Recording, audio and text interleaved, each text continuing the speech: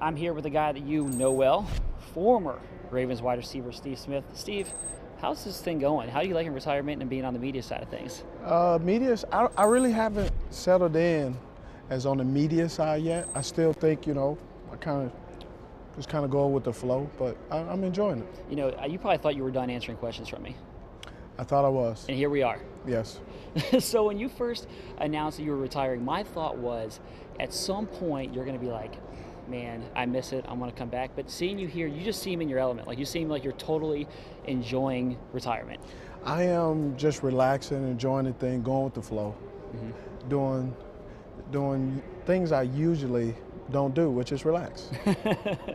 So I want to ask you a couple Ravens questions because you know this team better than anybody in the media. Yep.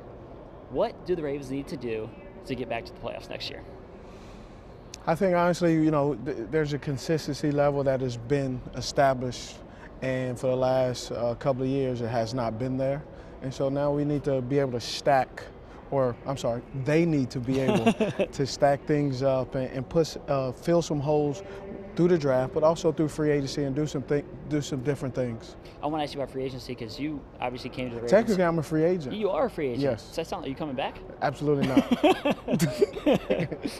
So there's a guy who's a free agent right now. I'm sure you saw Brandon Marshall got released. Do you think he'd be a good fit for the Ravens? I think he will be a good fit. Actually, me and B. Marshall talked last week and kind of gave me a heads up on some things. I've talked to a lot of other guys as well. When they asked about coming to Baltimore, a lot of guys called me and say, hey, what's my perspective? Just like, some of the other guys like Ben Watson and Eric Weddle. But yes, I think he'll be a great fit because he's a playmaker. And at the end of the day, you need playmakers. You need a lot of horses in the stable, and you can never have too many playmakers on one team or one side of the ball. When those guys call you, what are they trying to learn? Are they just trying to learn about the culture, what Coach Harbaugh's like? Like, what do they want to know from you? They call me because I know that I'm going to shoot them straight. I'm not going to sell them. I'm going to give them the good and the bad. And I think to be able to make a good decision, you have to know the good, the pros and the cons.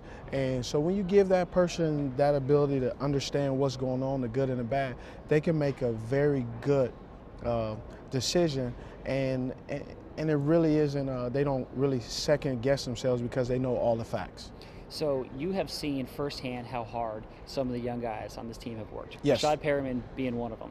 How close do you think he is to being that guy, whatever the title is, number one receiver, whatever title you want to put on it, to being that kind of a guy? It really all stands on Breshad's, what he wants and what he desires. And I always ask a guy, what's your why? Why are you doing this? What's your desire? What's your goals? And once he establishes those, he can use that as a measuring stick to tell himself and look himself in the mirror and say, am I heading towards where I want to go and doing the things that are going to help me get there? So you're here watching these guys behind us. Yes. Who's the next Steve Smith in this year's draft? I don't really know, but when guys say that, I say, hey, be yourself, establish who you are. You don't want to be the next this guy. You want to be the next me. Right. But there's a lot. I look at a wide receiver. There's a lot of it's depth. But I tell you, one of the things I hate to say it, the biggest depth of the draft is cornerbacks. That's what everyone keeps saying. And it's like pulling. Saying that was like a kidney stone the size of a peach seed. It hurt. It hurt passing that right there.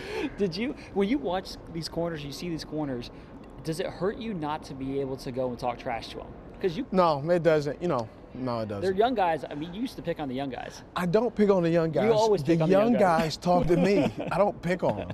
I don't know about that. First of all, I'm not talking to myself. So you can't say I'm picking on you. See, that's the problem with young guys. They play victim too much. The older guys, they just let me be and they don't bother me. I don't know if I'm buying that, but I'll take you at your word. I'm not selling. There you go. All right, Steve. Hey, man, good to catch up with you. Appreciate it. Thanks.